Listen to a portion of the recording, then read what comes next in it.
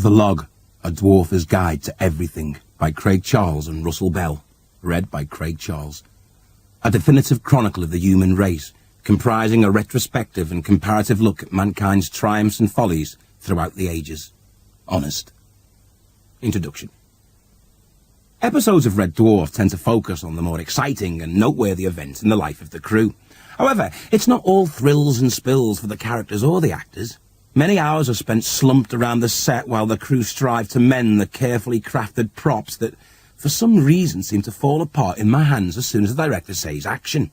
During these periods of relative calm, I sometimes wonder what my character would do in the quiet, untroubled times between adventures. Lister would probably spend many hours alone in his bunk, pondering the ramifications of being the only surviving example of Homo sapiens in the universe. Personally, I tend to pass the time on set arguing with Danny about music, or winding Robert up about how middle class he is. But what if I really were the last remaining human? How would I fill that endless chasm between sleep and curry, knowing that I was the last example of and final spokesman for an occasionally great race? I'd like to think the last human would spend his time compiling a comparative list of scientific and sociological milestones in the development of the human race. An attempt, if you will, to leave something for posterity. Something that says, when I'm gone, the human race will be no more, but my people were once noble and clever, and look, we even invented the whoopee cushion. Of course, Dave Lister isn't the first name that springs to mind as the ideal chronicler of the human race, and neither is Craig Charles. However, if you're the last human being in the universe, it's a little hard to delegate. But I hear you cry, surely Dave Lister is merely a character in a TV series. Yes. But in an infinite universe, if something can exist, then it must exist. Therefore, Dave is out there somewhere. And I'd like to think a little bit of me is with him. Hopefully not the bit he keeps in his underpants. Nostradamus made numerous predictions about the future. He foretold the death of kings, the coming of comets, and even the arrival of an individual named Hister, sound familiar, who would have a marked effect on human history. Not unlike Nostradamus, I have taken the liberty of predicting certain developments in man's future. To do this, I've utilised a literary trick known in the trade as making it up.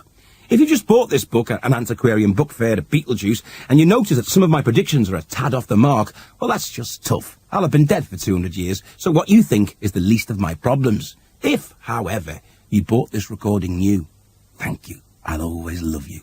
Allow me to reassure you that everything recorded here has been carefully researched, cross-referenced, annotated, then thrown away and made up from scratch while at least partially drunk, which is probably the best state to be in when you listen to it. If the last remaining human being in the universe left behind a chronicle of any kind, I suspect it wouldn't be entirely dissimilar to that which I'm about to read to you. Ladies and gentlemen, I give you The Log. Part 1. The development of the human race. In a break from tradition, the first part of this log is exceptionally long. I feel this is justified given its subject matter, which is, in fact, everything. But, being a pedantic git, you might say, if the first chapter deals with everything, what on earth is the rest of the chronicle about? I would have thought that was obvious. Everything else, of course.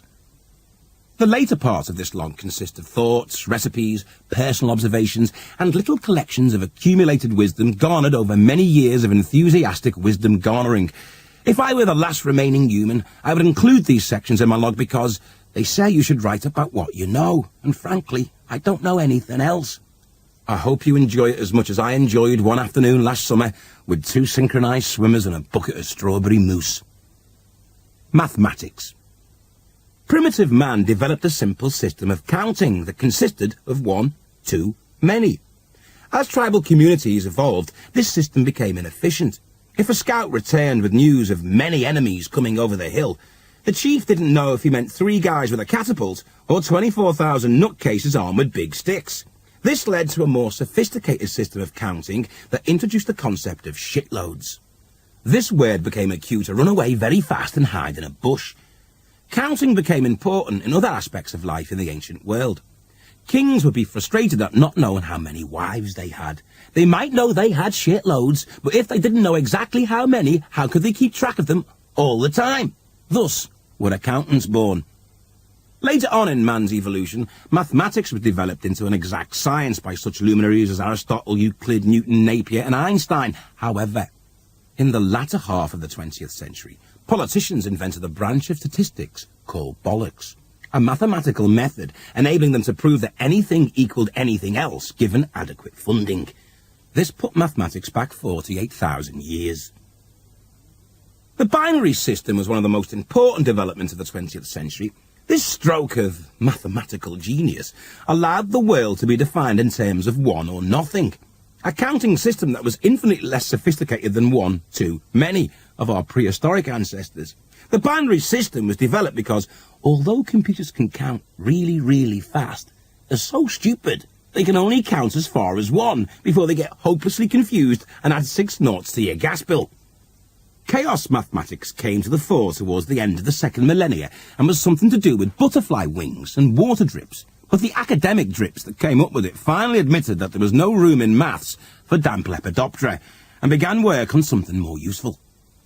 In the middle of the 20th century, mathematics finally reached its nadir when some bright spark called Paytech Ramflam Pamjam Ram invented a numbering system consisting entirely of zeros. Thereafter, if you asked a computer what it was thinking about, the response was invariably, oh, nothing. Medicine. In Neolithic times, hunter-gatherers would go forth into the unknown with wooden clubs, or pointed sticks if they were particularly intellectual, and bring back food for their mates and offspring. However, around this time, a new kind of human also evolved, one that had seen all too clearly what can happen if you confront a hungry saber-toothed tiger with nothing but a pointy stick and a big mouth. An individual who witnessed a bleeding hunter being dragged back to the cave with a broken stick, and a hopelessly overblown story about how he'd almost had that bastard before he got his leg bitten off. This individual rushed forward and with a voice laden with authority and conviction bellowed, "Let me through! I've got some bones and a rattle!" Thus was modern medicine born. Early ailments, such as headaches, rheumatism and sprained ankles, were treated by drilling a hole in the head to let the devils out. This didn't cure anything, but people tended to complain less about their health, which helped to relieve the burden on the overworked health service. Later on, shamans came to realise that plants could be used to cure certain ailments, and they would feed their gullible patients all sorts of rubbishy old roots and weeds until something worked. The ones that didn't die were pronounced cured. Thus was the pharmaceutical industry born, and lard was touted as the ultimate food supplement to ensure a long and happy life. Later, Alexander Fleming hit upon the inspired idea of feeding sick people mouldy bread to see what happened. Amazingly, it cured them. It just goes to show you never know when a weird idea might work. Over the ages, medicine gradually developed into a thriving science. The shaman's son would take over the family business, as in later years Harley Street specialists would hand over practices to their equally greedy and pompous offspring. This time-honoured tradition ensured that there would always be someone around who could convince you you'd die without a 10 grand appendix transplant. The late 20th century saw the beginnings of genetic engineering as a tool for doing all sorts of weird stuff. This was immediately banned, and research in this field ceased everywhere, apart from those laboratories that had a lock on the door. Vitamins were touted as the ultimate supplement to ensure a long and happy life. In 2036, a pharmaceutical drug called Neoprozac was made compulsory for everyone on the planet, so they didn't get depressed about the ozone layer and afternoon TV scheduling. Rebel enclaves who refused to take it sprung up around the world, and they would hide in caves and be miserable, and occasionally hit each other on the head with sticks. Cloning became a popular trend in 2055. Rich people would have a clone of themselves made, so they would always have a ready supply of compatible organs when theirs gave out. The clones weren't exactly overjoyed with this concept, and in 2060 they formed a union to defend their rights. Sadly, a test case in Arkansas, presided over by a number of rich judges with clones of their own, determined that the clones were the property of the original DNA donors. This led to the clone riots of 2061, in which a number of people ended up beating themselves to death. 2217 saw the invention of an antibiotic so powerful that you had to be in perfect health to take it. Later, a neo-drug called Infinitol was touted as the key to immortality. It was guaranteed to completely halt the aging process, a promise it fulfilled to a limited extent, in that it invariably killed anyone stupid enough to swallow one.